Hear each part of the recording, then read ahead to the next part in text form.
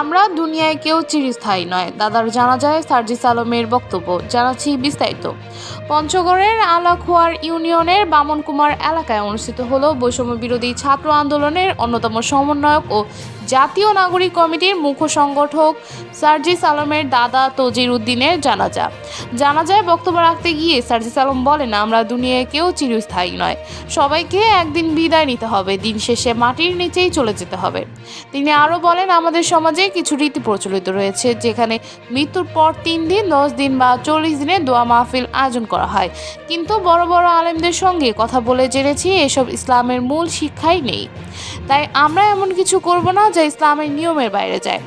সার্জিস আলম ঘোষণা করেন, তাদের পরিবারের এসব আয়োজনের পরিবর্তে এলাকায় এতিমখানাগুলোতে দোয়া ও খাবারের ব্যবস্থা করবে।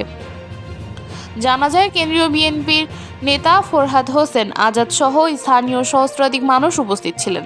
জানাজা শেষে পারিবারিক কবরস্থানে তজির উদ্দিনের দাফন সম্পন্ন হয়। এই ছিল এখনকার মতো আপডেট। নতুন নতুন আরও আপডেট পেতে আমাদের সঙ্গেই থাকুন। ধন্যবাদ।